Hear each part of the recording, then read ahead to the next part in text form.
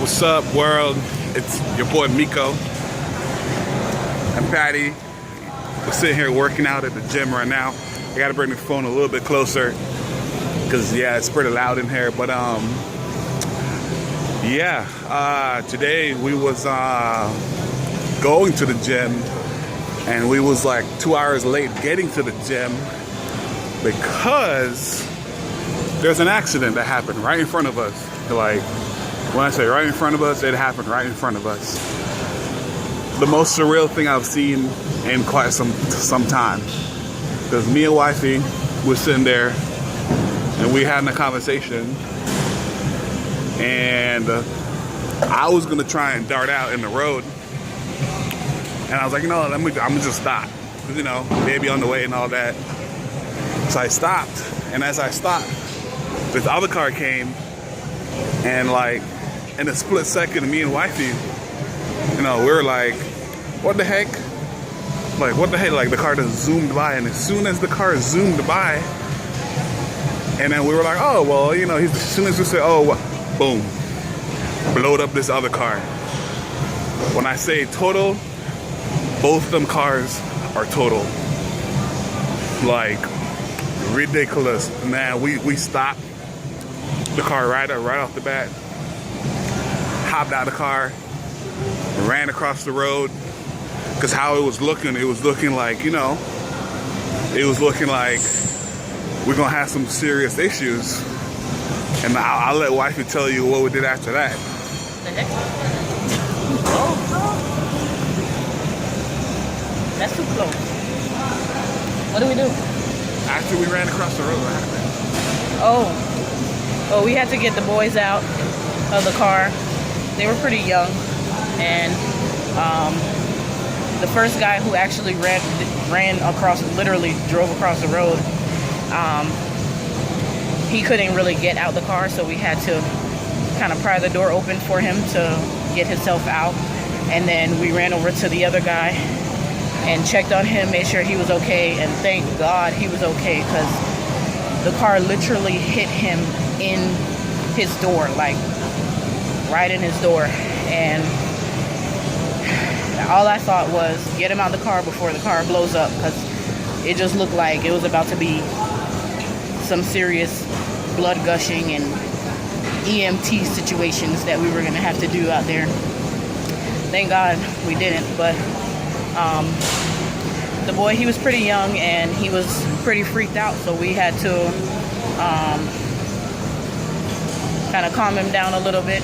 I kept asking him every 5 seconds, like, you feeling okay? Is your arm okay? Is your face okay? Do you feel a little swollen? Is your muscles hurting? And just trying to make sure that he was staying with us, because he was looking like he was starting to go into shock. And then the other guy came over and said, oh, I'm so sorry. And he was so freaked out, and oh my God. And then I asked him, you got your insurance card? And he was like, I don't know. I was like, what the heck? So, but the other boy, we were just making sure he was all right, because he was the one that was really hit. I didn't really pay attention to the other guy, to tell you the truth. But yeah, I don't know. Yeah, so Tricka literally asked the dude, you know, he's freaking out. She literally asked him if he got his insurance. She probably did that because herself got rear-ended a couple years ago, right before we were about to move over here to Tampa. My beautiful Camry that I had, this person rear-ended her with her nephew and her sister in the car. So, you know, that was like first thing that popped in our head was like, oh my gosh, like, we were kind of like, did this just really happen literally in front of us? So of course, since we were there, the police asked for a statement. So yeah, you know, I ain't gonna lie, I said what I saw, and then come to find out, you know, the guy may have said elsewise, the one that caused the accident. And to make matters worse, we all live in the same complex. So who knows what's gonna happen, because the cop was like, oh, we might have to go to court to like tell them what we saw and all that. Hopefully you don't get to that point, because science and all that will prove that it was, you know, what happened. So, yeah. But that was crazy. So as a result, we just into the gym now. Usually we leave in the gym now. By the way, the young man who got hit by the other young man, I don't know the other guy's name. I just know the one who got hit. His name is Joelle. And he's a very sweet boy. And I got to meet his mom. Well, we both got to meet his mom. And and she was a very sweet lady. She was like a typical mom. Like, all she was worried about was her baby. She did not care about the car one bit. Oh, my baby, is he okay? Is he fine? You all up in my Kool-Aid, all up in it. So she was all, you know, real worried about him, and I got to explain and show her exactly what we saw, literally sitting right there as it happened in front of us.